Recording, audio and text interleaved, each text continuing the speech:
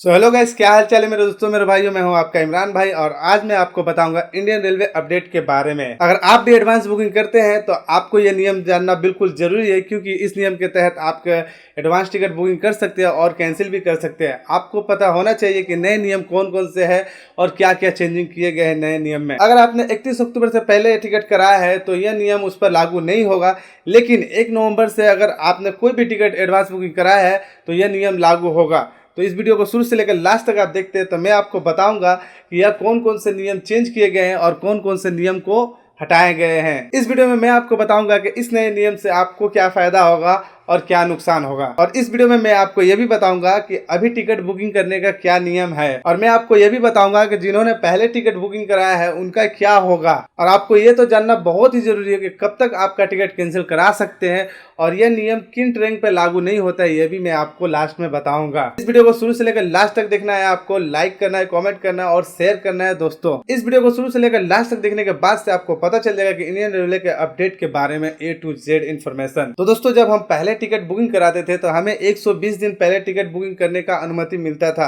क्योंकि हम 120 दिन पहले टिकट बुकिंग करा सकते थे। लेकिन अब हमें 60 दिन के अंदर हमें टिकट बुकिंग करना है, उससे ज़्यादा हमें टिकट बुकिंग करने का कोई भी ऑप्शन नहीं मिलता है। अब इस नियम को चेंज करने के पीछे इंडियन रेलवे ने क्या अपडेट दिया और क्या कहा है दोस्तों, इसको भी आपको जानना बिल्कुल जरूरी है। इंडियन रेलवे का कहना है कि जब 120 दिन पहले टिकट बुकिंग होता था तो 21% तक लोग टिकट को बुकिंग कर लेते थे, लेकिन जब वो यात्रा करते थे तो वो सिर्फ 5% ही लोग यात्रा करते थे। क्यों? इसके पीछे उन्होंने ये भी बात बताया है कि बहुत पहले जब टिकट बुकिंग हो जाता था तो वो बहुत लोग कैंसिल भी करते थे और बहुत लोग नहीं भी जा पाते थे, जिसके कारण से 5% लोग ही यात्रा करते थे और 15% जो यात्री है वो टिकट बुकिंग करके रद्द करा देते थे। इसलिए ट्रेन बहुत ही खाली जाती थी, इसलिए इन्होंने इस नियम को चेंज किया है। तो इंडियन रेलवे का ये भी कहना है कि जब बहुत दिन पहले टिकट बुकिंग होता था तो 13% लोग वो टिकट बुकिंग करते थे 45 दिन के अंदर। तो सोचिए, 120 दिन के अंदर जो टिकट बुकिंग होता था वो कैंसिल हो जाता था, और जो 45 दिन के अंदर बुकिंग होता था वो दोनों को मिलाकर भी 5% लोग यात्रा करते थे। मतलब टोटल टिकट क्या होता था, कैंसिल हो जाता था।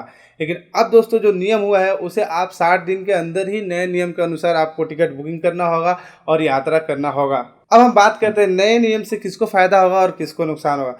तो दोस्तों, नए नियम से किसी को फायदा नहीं होने वाला और किसी को भी नुकसान नहीं होने वाला। तो दोस्तों, जब दीपावली आती है या छठ पूजा आता है या बहुत सारे ऐसे फेस्टिवल आते हैं जिसमें आपको नए ट्रेन को ओपन करना पड़ता है, नए स्पेशल ट्रेन को चलाना पड़ता है। लेकिन दोस्तों, अगर अब 60 दिन के अंदर टिकट बुकिंग होगी तो बहुत सारे लोग बहुत टाइमिंग अपने घर जाएंगे, और बहुत सारे लोग जब 60 दिन के अंदर बुकिंग कराएंगे तो कैंसिल कराने के बाद से दोस्तों इंडियन रेलवे को पता चल जाएगा, और उस त्यौहार में जो कैंसिल टिकट होती है वो लोग बुकिंग कर लेंगे और अपने घर जा सकते हैं। अगर 120 दिन पहले टिकट बुकिंग होती थी तो बहुत सारे लोग टिकट बुकिंग करने के बाद से नहीं जाते थे, तो बहुत सारे फेस्टिवल में लोग यहीं पे रह जाते थे। शहर में जो रहते हैं वो शहर में ही रह जाते हैं, लेकिन गांव पे नहीं जा पाते थे। लेकिन अब क्या होगा कि अगर आप 60 दिन के अंदर अगर अपना टिकट बुकिंग करते हैं तो अगर आप टिकट कैंसिल कराते हैं तो दोस्तों उनका टिकट किसी और को मिल जाएगा, और मिलने के बाद से दोस्तों वो अपना घर पर फेस्टिवल सेलिब्रेट कर सकते हैं और फैमिली के साथ में जाकर मिलकर वो खुशी सेलिब्रेट कर सकते हैं। तो इससे क्या होगा कि इंडियन रेलवे को अंदाज़ा भी हो जाएगा कि कितने लोग जा रहे हैं और कितने लोग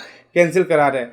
इसलिए दोस्तों इस नियम को लागू किया गया है। आपके राय में ये नियम कैसा है, आप हमें कमेंट सेक्शन में कमेंट करना बिल्कुल ना भूलें। तो दोस्तों चलते हैं, अब टिकट बुकिंग करने का क्या नियम है।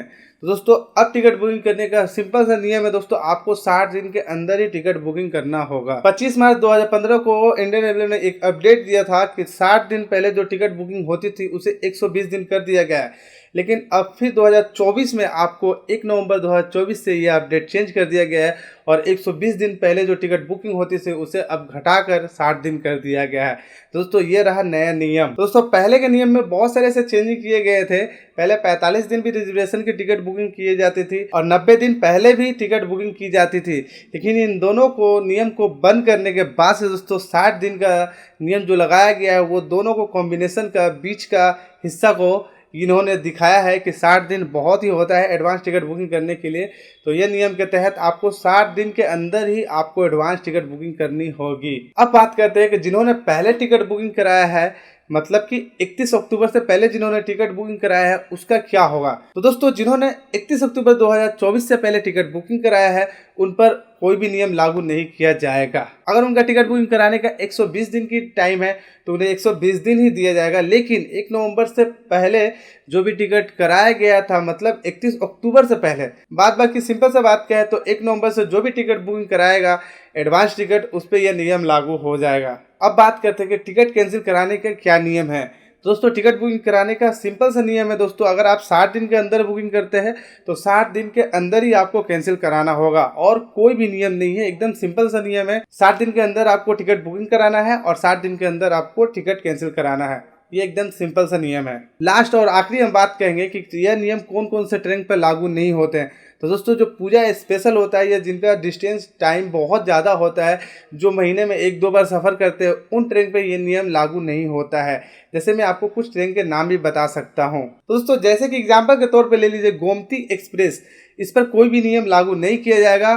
ताज एक्सप्रेस, इस पर भी ये नियम लागू नहीं किया जाएगा। लेकिन दोस्तों, जो पर्यटक आते हैं, विदेशी आते हैं जो यात्रा हमारे देश में करने के लिए या घूमने के लिए, तो उनके लिए कोई भी नियम नहीं लागू किया गया है। तो दोस्तों, इंडियन रेलवे का यह अपडेट आपको कैसा लगा, आप हमें कमेंट सेक्शन में कमेंट करना बिल्कुल ना भूलें। मिलते हैं एक नए वीडियो के साथ में और नए टॉपिक के साथ में, तब तक के लिए बाय बाय।